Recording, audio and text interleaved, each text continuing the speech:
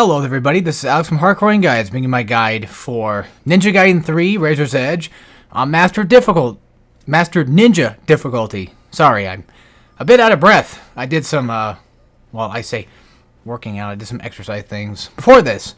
So, I'm a bit out of breath here. I'm going to try to take this video as slow as I can. Anyway, so this is the chapter that is going to entail dealing with, well, one, a lot of these guys, and second of all, it's going to be dealing with the Obaba. I think that's what she's called. And if my translating skills are not completely terrible, I know Baba, of course, means old woman, and the O should, in theory, I believe, mean big. So just like big giant.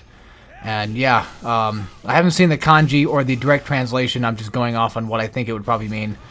And yeah, kanji is not fun. I can tell you that, because there's another way of saying big, and that's usually die. So if you hear that sometimes, it usually kind of means big. But anyway, that's enough about translating things, because this is not a guide for translating Japanese. This is a guide for Ninja Gaiden 3. So, of course, as you see what I'm doing here, particularly is mainly just utilizing UTs and running away, getting enough distance, and just going for that. Because fighting off Black Spider Clan ninjas is typically a pain in the ass. The white versions of those guys that we fought earlier, they're not too rough. They don't tend to block you too much. The ones you can essentially kind of worry about the most are the ones that are shooting fire arrows, but for the most part, they seem to die pretty quick, using like one bow shot. Something else I kind of want to mention real quick is using the bow is really good. You should probably start, putting that in your arsenal if you ever thought about including it or whatever. Mainly because you can get some nice damage and even sometimes potentially do some OTs on enemies from a distance. And that's something that I should have started actually doing more so myself against especially these fiends.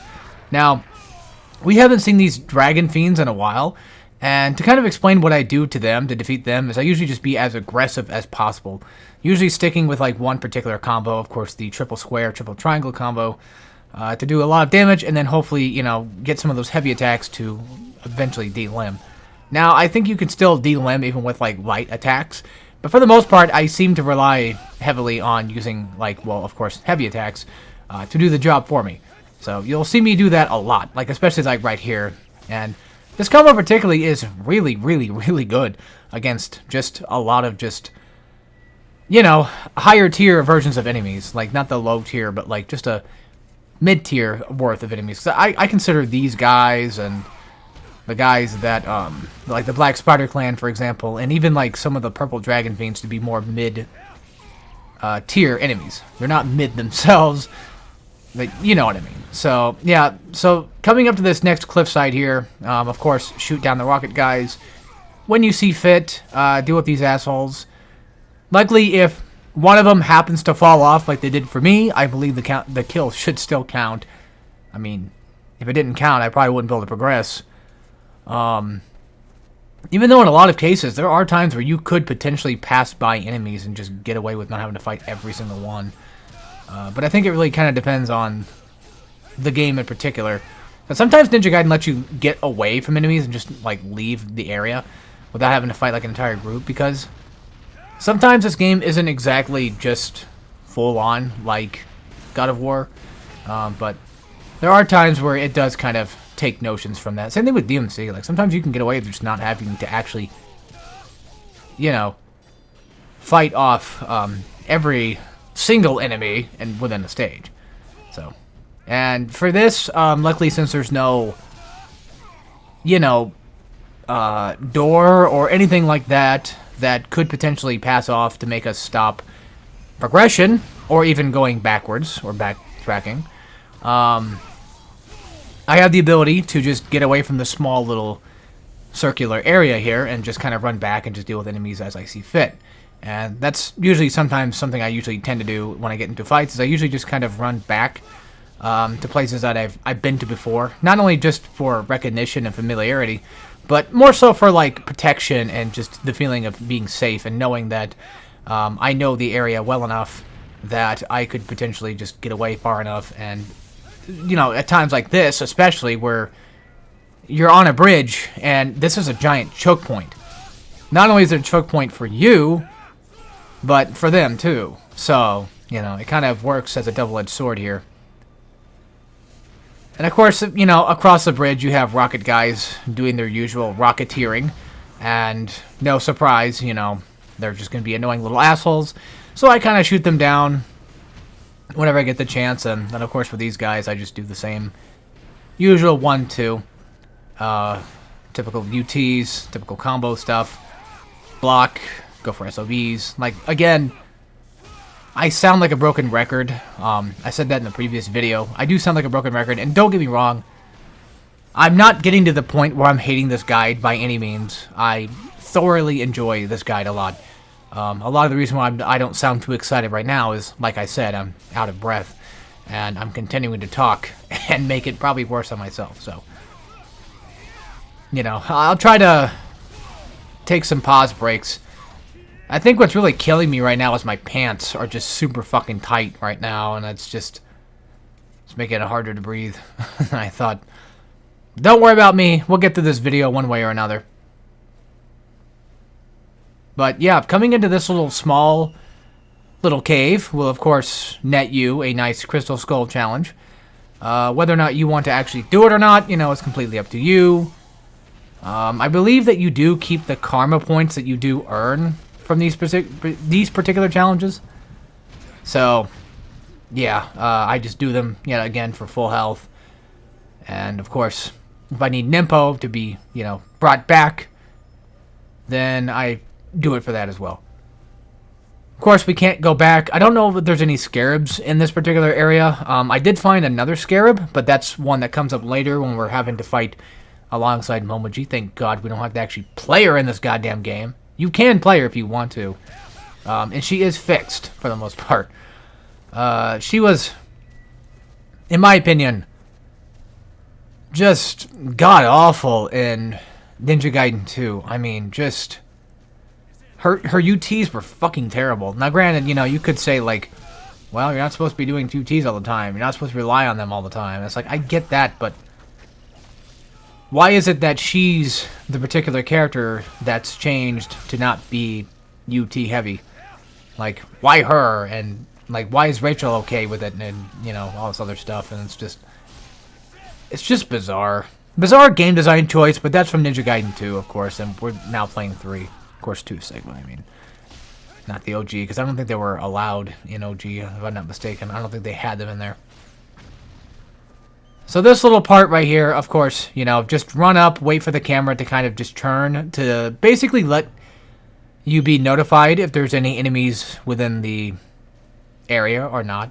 That's usually what I rely on, like right there. That's typically how I find out whether or not I need to, you know, slide jump backwards, what have you. Also, Fiends are very aggressive with their types of SOBs. And knowing that an SOB is coming is very imperative, or I don't think I even use that word right. I don't know. Try to use big words in my vocab and I sound like a complete douche, I know. But yeah. So utilizing them going underground and knowing that they're gonna go for an SOB typically is a good way to kind of net you an SOB attack, of course. So coming up, we're gonna have another fight. Just dodge under the rock, easy. You know, free 1,000 points. Not like it really matters in the grand scheme, because you get a ton of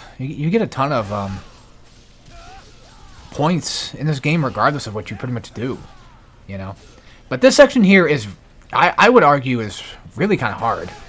The reason being is because you have enemies from the top that are just, you know, wailing on you from down below, and that's just what kind of makes it more annoying.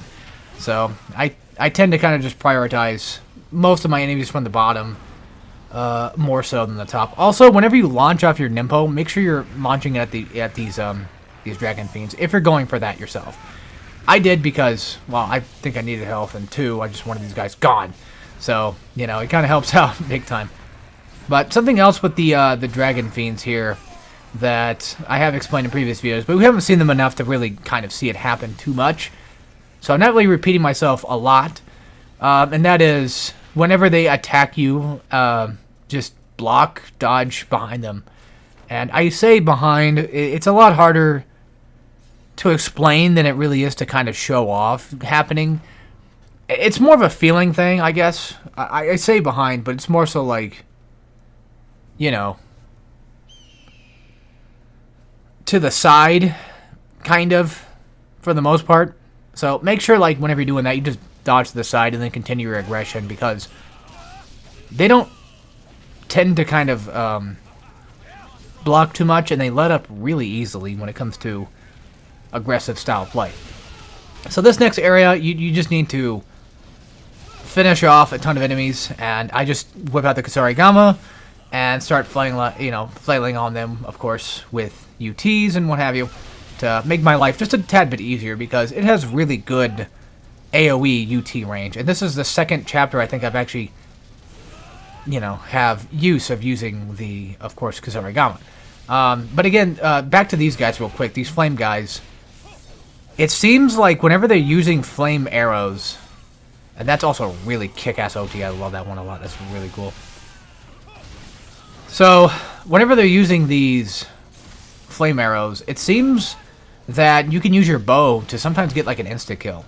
And whenever you go for melee, it seems like it doesn't really do that, which is very bizarre.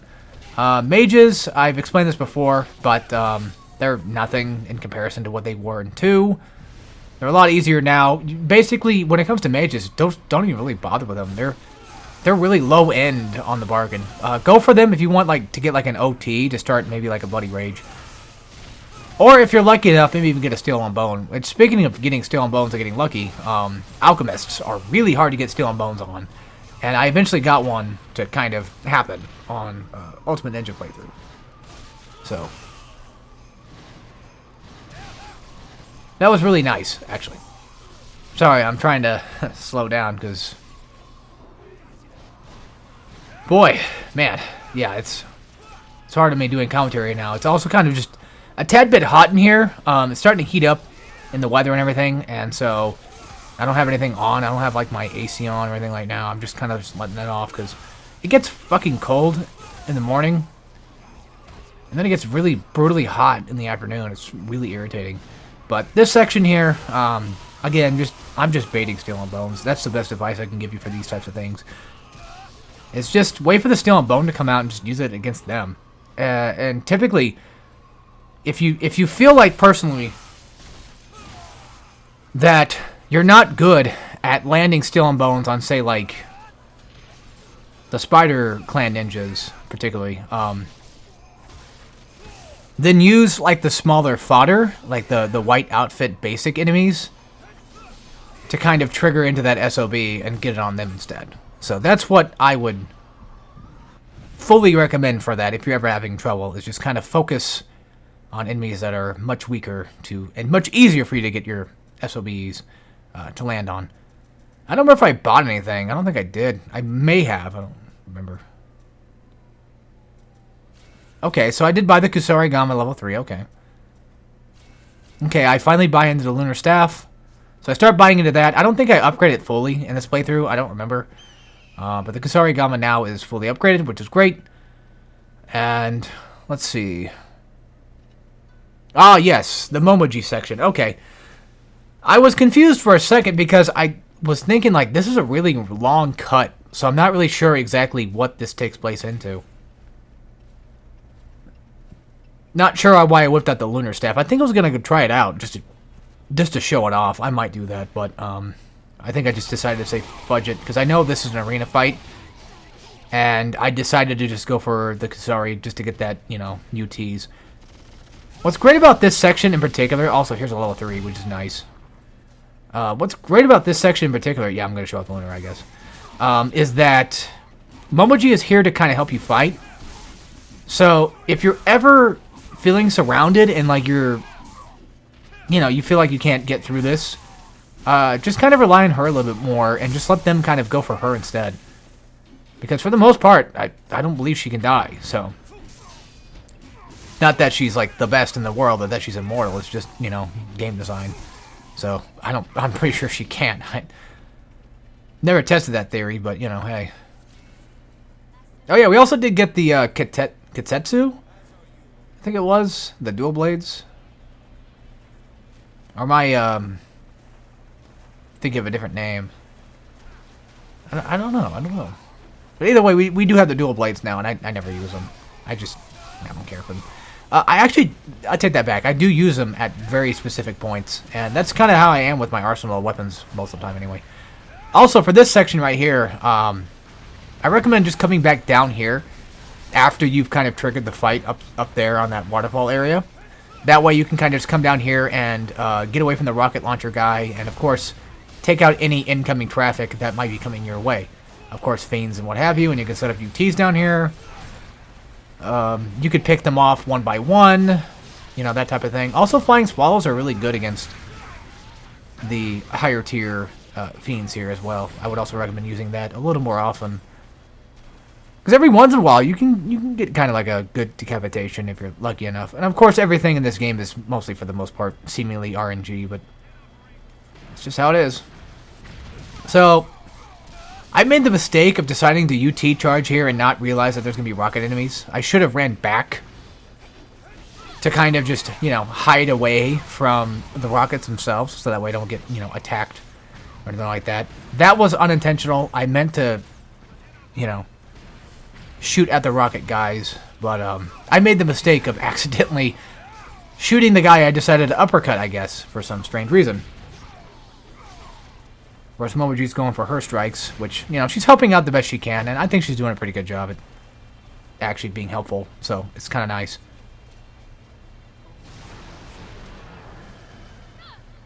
It's also nice just knowing that we don't have to play too many of the girls, because I've never been a big fan of Rachel and Sonya. I've never been a fan of them. Momoji is fine within restriction, as in, like, not being, you know, hard to play in Chapter 5 in Ninja Gaiden 2, because, you know, fucking A, that's such a tough chapter. It's such a brutal chapter. But, you know, Ayane is great in this game. And if you don't think that she's good, that's fine. That's your own opinion. But for me personally, I relatively enjoy some of her gameplay. I mean, to be fair, I'd rather just play Ryu. But, you know, I'm fine with the couple of Ayane chapters we get. I don't think it really kills the game too much, in my opinion. So this little area here, Kusari Gama works well. I'm just using Dragon Sword because it's just familiar. And I don't know, I just like to use it, I guess. Mostly for just because of the fact that I know the combos really well. Well, I say that, but I only know like 3. And I have a very specific combo that I tend to use quite often, so... Yeah, I'd say it's mostly just, you know, Azuna drops, typical, like, triple square into triple triangle moves that I'm kind of just relying on. And for the most part, this fight is... I wouldn't say it's too hard, personally speaking. But that's just me, of course, you know. Others out there might find it kind of difficult, but I don't find this one too strenuous in comparison to some of the other fights that we have to deal with later. Mainly because, for the most part, it's just relatively, like, basic to mid-tier enemies, so it's nothing really too strong. And again, I don't want to put anybody down or, like, offend anybody by saying that. You know, if you're struggling with this part, that's completely fine. You know, you'll get it. I guarantee you, you'll get it. Don't worry. I believe in you. But for me, I just never found this part too hard anymore. I mean, I think it used to be pretty hard back then, but not as much anymore. Same thing with the Obaba is just... I think that's what she's called. Same thing with her. I just don't... Like, in this particular video, I didn't struggle nearly as much as I used to. And it's very bizarre. So coming up here, I made another mistake of just charging a UT, but I got lucky enough to get that Steel on Bone to render. So that was kind of nice. I kind of, you know, fixed the situation that I ended up pretty much putting myself into. So I wouldn't recommend charging UT on the very beginning. I'd say, if anything, if you have Kusarigama or even Lunar Staff, go for some AoE hits. Or just go for anything in particular that has AoE hits, you know, AoE hits in general for that. And then after you've taken out this little bit of, you know, this pimple here, you're going to be shooting at her hands. As soon as you know, hear her say something or start seeing in that direction that the game, you know, pretty much just prompts you to look at, that's a good time as any to, to start, of course, shooting it down as fast as you can, because if you take that hit, it's going to hurt a lot. And that's definitely not something you really want to get hit by. So my best advice for this section in particular, besides, of course, taking out enemies, this first part, there's really nothing I can say besides maybe like AoEs. Try to go for Steel on Bones. Just wipe them out. You get a couple of waves of enemies. They're not anything too dangerous, realistically speaking. And then, of course, you're climbing up, and you just have to kind of dodge. And then Momoji's going to do something to help. She'll take damage.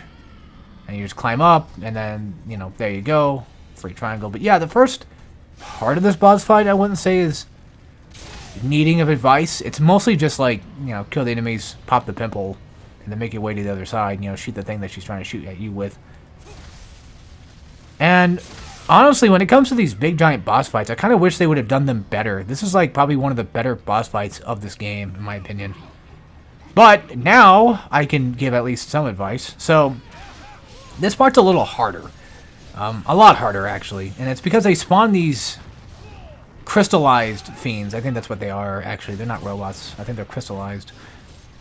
It spawns these guys and it spawns mages. So I recommend staying behind the boil and kind of charging UT, letting Momoji do her thing. And before you attack the boil first, make sure you run behind this tree. Because this tree right here is, protection basically from it. And of course, Momoji hiding behind there too seems to signify that the game wants you to hide behind there as well. So after that first wave, like I said, just stand back here, charge UT, and let Momoji kind of handle the front crew, or the front lines there. And then, you can go in for cleanup whenever you feel like it. If you want to be absolutely safe, of course, you could just UT behind the, on the grass behind the boil, and just watch out for all this stuff. Now, granted, eventually she'll try to protect you. Momoji will. And it fails the first time, and this is where these damn tentacle things are going to start spawning in. And these are a nuisance, but they don't take too much damage to kill. And, Momoji can also kill them too, which is also nice. But for the most part, they're just kind of in the way. And once again, I was being a little cocky there. I was kind of taking my chances. And I'm also being cocky here too, just knowing that Momoji's there. I don't care about the damn finger spike things coming up anyway. So I just, eventually just do as much damage as I can, run away. I have the health for it. I don't really mind not getting double S. And I run back here. I'm just charging up UTs. If you have Scythe by now, you can at least charge that UT for a long range UT. If you also want to just go for a range shot like I'm doing here, you can, of course, use bow. Basically, like I said, my best advice is just kind of stick back in that grass area and then wait for these enemies to die off. Go for the boil. Momoji should protect you in theory, but sometimes it doesn't work out completely. But after that, of course, the rest is relatively simple. Just keep mashing triangle, and then you beat the boss, and then of course you win. So that's going to be the end of this chapter, and I'll see you guys for the next one. And as always, take care, everybody.